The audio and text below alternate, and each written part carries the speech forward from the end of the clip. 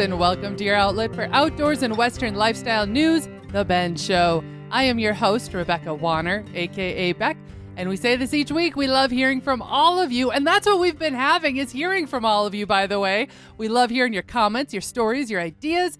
Get a hold of us anytime. Call or text 305-900-2363. Again, that's 305-900-2363. Or you can always email benradioshow@gmail.com. Ride along, as always, is my producer and co-host, Jeff Tigger Erhardt.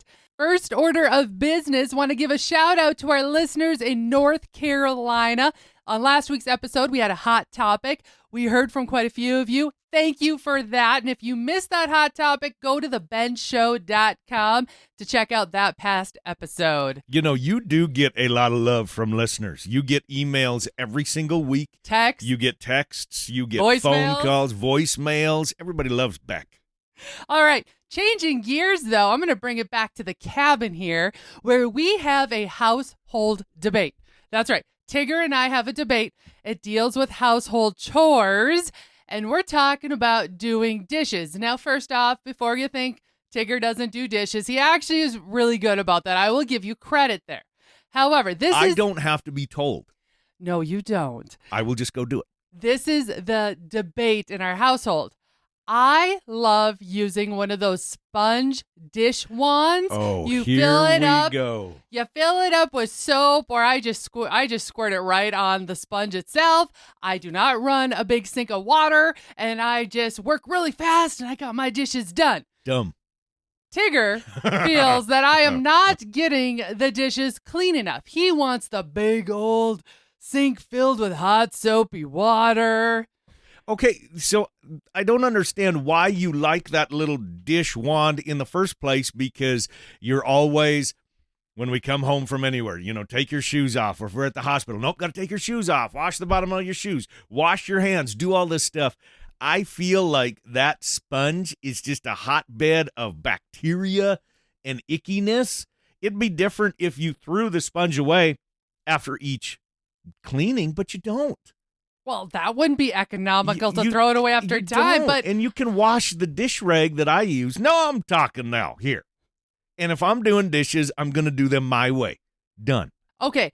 Now, it's not like my sponge doesn't get thrown away. I change it out like twice a month, okay? So it is getting changed out, all right? But this is why I like my sponge. I'm not wasting water.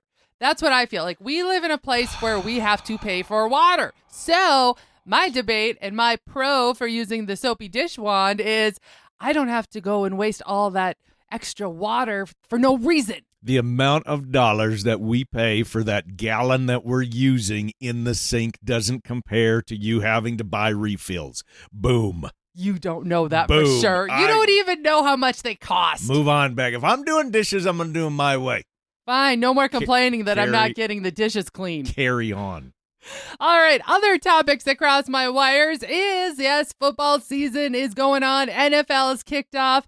But what do we really like when we think about football? The food. Are you talking Super Bowl, or are you talking if you have the opportunity to go to a game? If you have the opportunity to go to a game. I've never been to an NFL game. It's on my bucket list. You've been to a few. I have been. I've been to a few. few. Yes, yeah. I have. I'm lucky. Poor Tigger gets left behind. But hey, at least, honey, I did look at the Vikings schedule this year, and I am trying to make one work. Yes, I am a Vikings fan.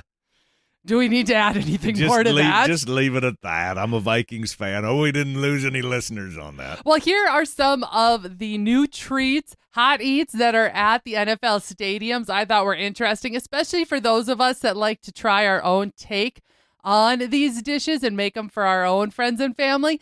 Get this, Philadelphia Eagles at the Lincoln Financial Field. They are doing the, I might not pronounce this right. They're doing the birria fry bomb. And that's spelled B as in boy, I-R-R-I-A. So I'm sorry if I did not pronounce that correctly. But what it is smoky honey habanero fries loaded with braised beef and jalapeno provolone sauce. So is that normal for some of these parks to have very elaborate foods? Yes. It's not just a hot dog and nachos or, Well, they Nachos in a all bag or have something? the Taco in a standards. bag? They all have the standard like foods that are going to be there. But yes, it is very trendy now to come up with a new menu to entice those, especially those season holders. Okay, another one that crossed my list was the Minnesota Vikings. Here This we go. one's for you, Here Tigger. we go. Here we go. At the U.S. Bank Stadium. They are doing a Leo bratwurst topped with pickled cabbage and carrot salt, plus sour and spicy sauce. And I don't know what this is. Chicharrones? Do you know what that is? I have no idea what that is. That doesn't sound very good. Mint and Thai basil on a brioche bun. You're like going, ew. Well, I'm having a hard time thinking about mint on this sandwich, on the brat. I'm going to pass on that one. Pittsburgh Steeler fans. They have a pepperoni and sausage pizza honoring the Roney family that has owned and run the franchise since founding in 1933. I bet you that's delicious.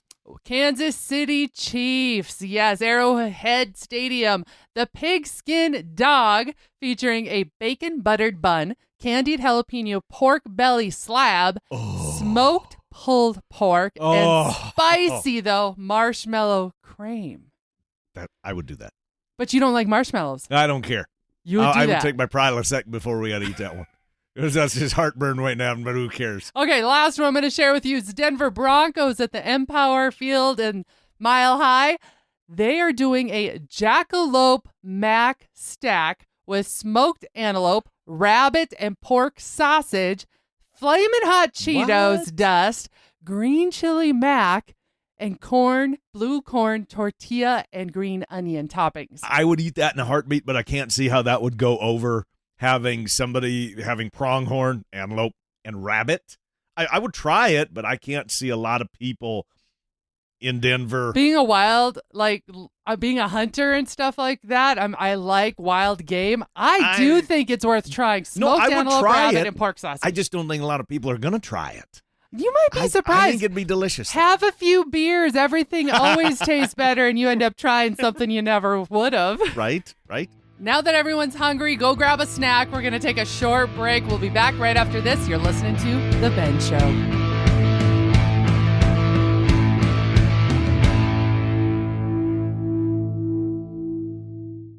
The hunt, the stories, the memories. This is Jake Fenrick with JB's Wildlife Designs. Let me capture and preserve that hunt, that story, that memory with a trophy mount to last you a lifetime. Look us up on Facebook at JB's Wildlife Designs to see samples of our taxidermy, and reach out at any time with any and all questions you may have. This is Jake Fenrick with JB's Wildlife Designs, wishing you and yours a safe and successful hunting season. This is Beck. First, I appreciate all of you for listening and making The Bend part of your week. Many of you have asked, how do I catch past episodes? The answer is super easy. Head to thebendshow.com and click on the shows tab. There you can listen to every episode all the way back to episode 1. Podcasters, head to your favorite podcasting app and search The Bend. You'll find us. Be sure to follow and subscribe and never miss another episode again. Pro rodeo fans, watch the Cowboy Channel anytime, anywhere with PRCA on the Cowboy Channel Plus. Live stream the Cowboy Channel or watch your favorite PRCA rodeos on demand. Classic PRCA rodeos added weekly. Get the PRCA on the Cowboy Channel Plus for only $9.99 a month, or save 25% by signing up for a full year. Visit CowboyChannelPlus.com to sign up and start streaming today.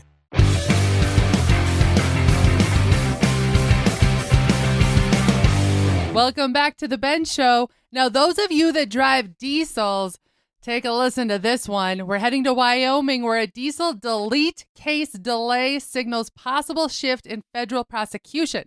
According to the Cowboy State Daily, the federal case against Levi Kretsch, a Gillette man accused of tampering with diesel truck emission systems, has been delayed, sparking hopes that the federal government might be backing off from aggressively pursuing delete cases. Kretsch faces felony charges under the Clean Air Act, but his defense attorney believes the delay could signal a shift in the enforcement approach under the new administration. Kretsch was initially scheduled to plead guilty on September 11th, but a request for more time to review changes in laws and regulations led to a rescheduled hearing. Kretsch, who owns Unique Performance, a diesel shop in Gillette, Wyoming, had been involved in delete tuning business, removing emission systems from diesel trucks, a practice that was once considered legal in Wyoming. His case follows a broader national trend where small business owners in the diesel tuning industry are facing increasing scrutiny. Kretsch's defense attorney argues that federal prosecutions targeting individuals like him who cannot afford the lengthy legal battles are unfair and disproportionate, especially as emission systems can often be costly to repair. Kretsch's case also stands out due to his personal history. Once a troubled teen involved in theft, Kretsch turned his life around after completing a rigorous probation program, eventually starting his own business. His story reflects the potential for individuals to rehabilitate, raising questions about whether the federal government should continue treating diesel emissions tampering as a criminal act rather than a civil issue. In the broader context, some lawmakers and environmental advocates argue that deletes contribute to significant air pollution, which harms public health. However, others contend that federal actions against small business owners in industries like diesel tuning are overreaching and fail to consider the practical realities of running a small business.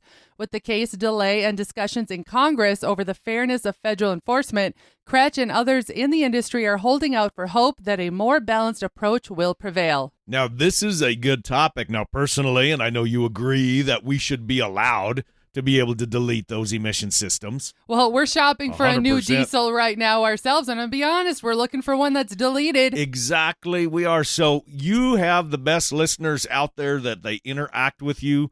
I would say we want to hear from you.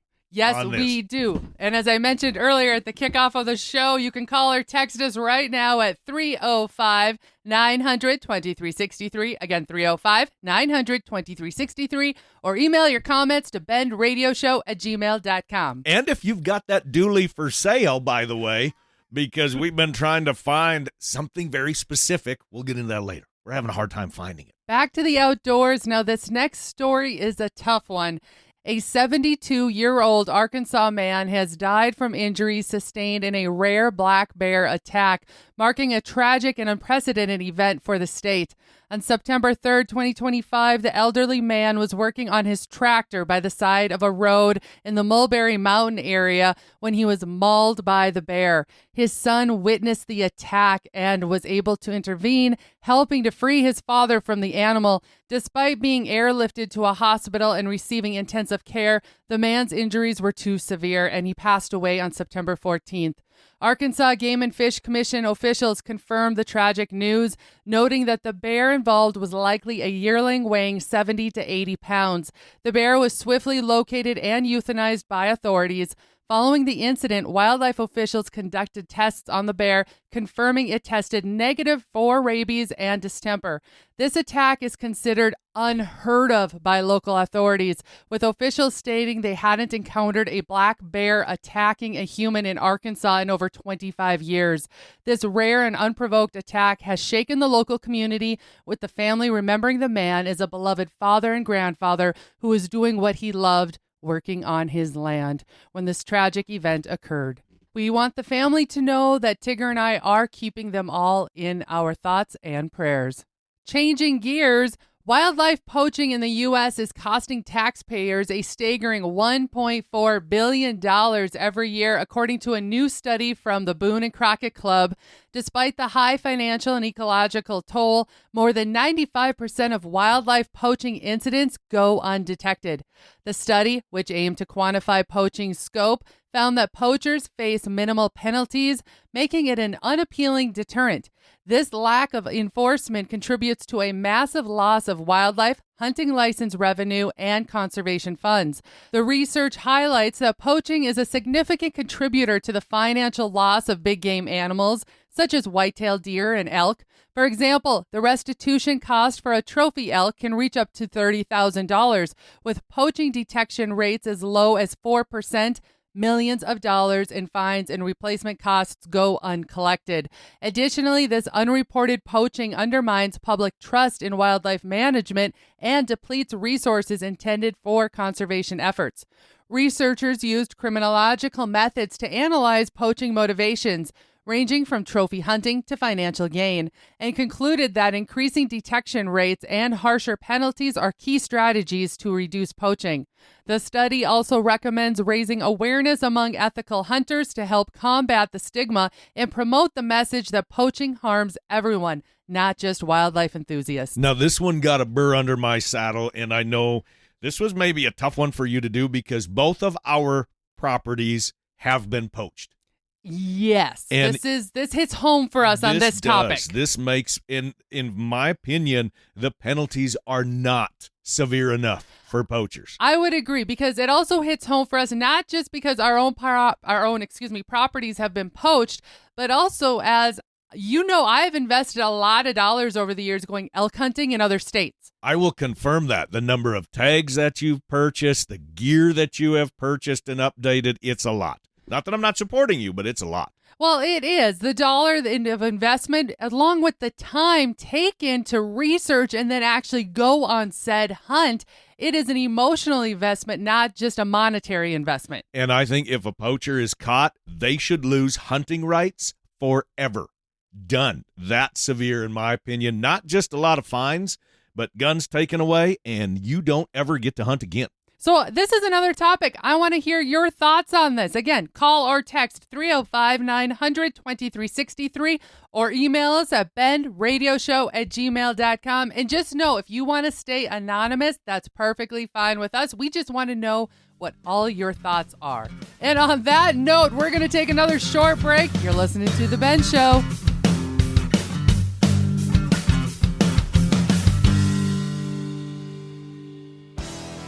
Hey guys and gals, this is John Arman with Ultimate Outdoor Adventures TV.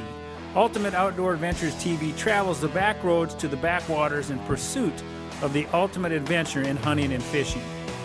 Join Team UOA every week for exciting action in the crosshairs of the outdoors. Catch Ultimate Outdoor Adventures TV on YouTube, Amazon Prime, and make sure to follow Team UOA on Facebook and Instagram to share in the ultimate outdoor adventure.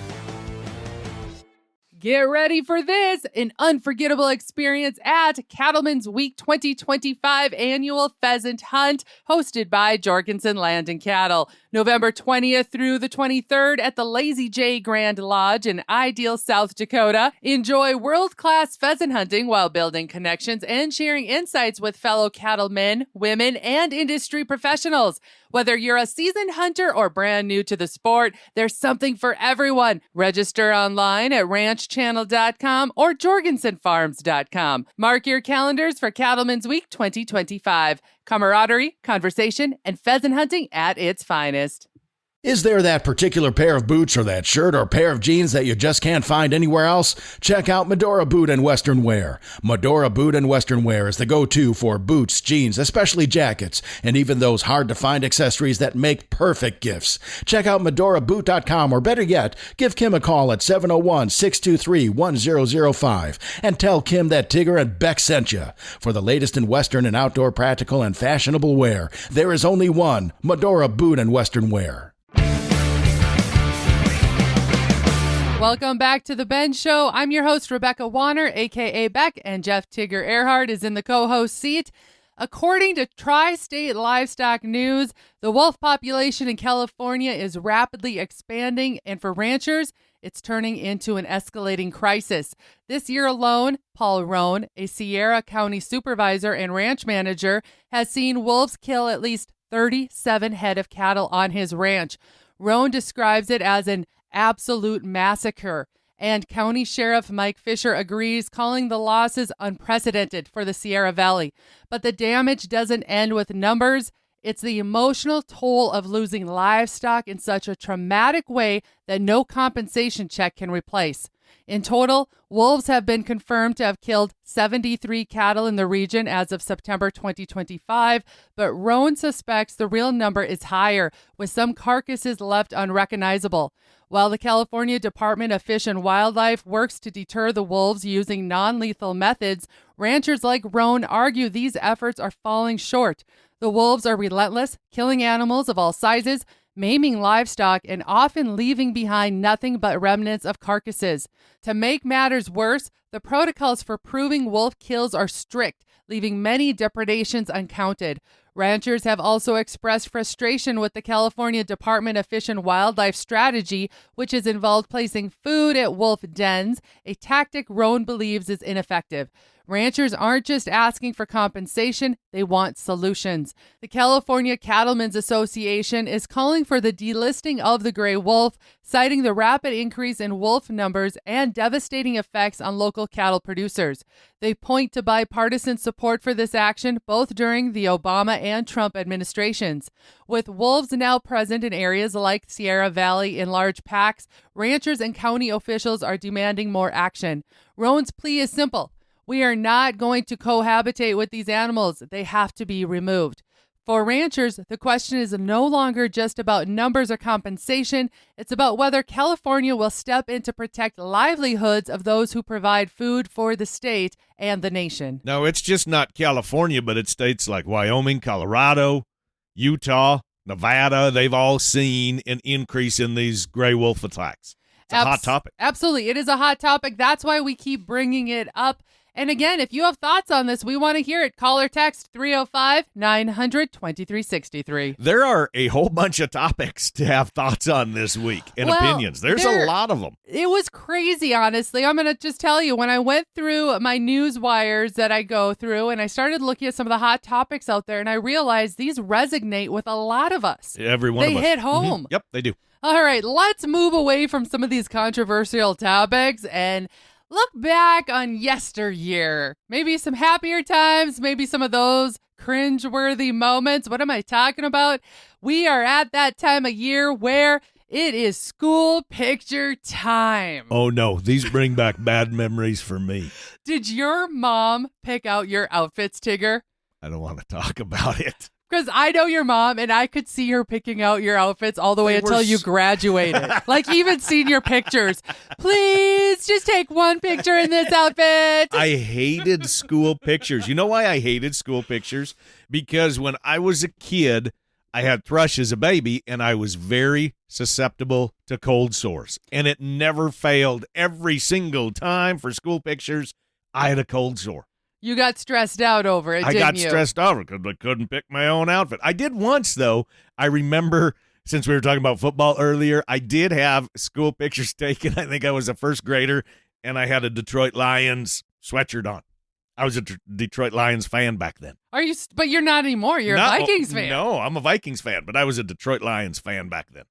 I picked out, I would say, most of my outfits. I think my mom picked my outfits out until I was maybe third grade. So right around that time when I quit letting her touch my hair anymore is around the time she didn't get to pick out my outfits anymore. And the other reason I didn't like it, babe, is because I could never get the big package. Meaning, you know, you got all of those different little wallet size to trade with friends. We always had to do the really small ones. So I only got to trade like 8 pictures with friends. And in my class, there was 42 of us in my class. Wow. Okay, I wanted to trade with a lot of people. I did get to get the bigger package, but then you were spoiled. It might not have really been the bigger package because there were only, on a good day, I'm going to say 16 kids in my class. That's how many I graduated with. So you could have got by with a little package. My graduating class of 16, to be honest, was the largest class in our school for decades. So that's how small of a school I went to. But I look back and I think back when my youngest brother was born, I would have been going into third grade, and my mom happened to go in and give birth to my youngest brother. So my dad's brother came to watch us when my dad rushed mom to the hospital. Well, then the next morning, my Uncle Archie, he had to get us ready for school picture day. And if you look back, So you had chore coats on or what? No, I had a cuter outfit that was right on par with the time. It had some like neon squiggles on the shirt and such, but the hairdo was something else. He completely cowlicked my bangs over my forehead. Did you have curly hair back then, or that wasn't when your curly hair came in? No, and that's what's one of those. When I look back at my school pictures, I started out as this blonde, blue-eyed looking little angel, and then right around that 5th, 6th grade when the hormones kick in, my hair went from blonde to really dark brown and came in curly, really curly. And then I was given glasses on top of it. I was not trending. We'll put it that way. So I have a challenge. Would you be willing to put in the show notes a picture of what you just described? Do you have that? Do you have a digital copy of that somewhere? I don't have a digital copy. I'd have to literally go up in our storage in the shop and go take a picture of it? Yes, and dig through the totes to find that picture. You're letting us down, Beck. Or are you just lying and you don't want anybody to see that picture? At this point, Tigger, if you can find the picture, we'll share it. And that's all for this week, folks. We're going to call this show wrapped. Remember, keep sending in any questions you might have, along with your thoughts on the hot topics we shared today. And hunting season is upon us. We want to hear about your area's field reports. That number again is 305-900-2363. Again, 305-900-2363. You can call or text, or you can always email bendradioshow@gmail.com. And if you missed part of this show or want to hear past episodes, you can find them all on the website, thebendshow.com. Be sure to subscribe on your favorite podcasting app and to the Ben Show YouTube channel. Finally, a big thanks to all of you listeners out there that came along. And whether you're coming or going today, stay with us as we ranch it up. And remember to keep up with me, Beck, all week long by following The Bend on Facebook and on Instagram at The Bend Show. This is Rebecca Wanner. Catch Beck if you can next week on The Bend.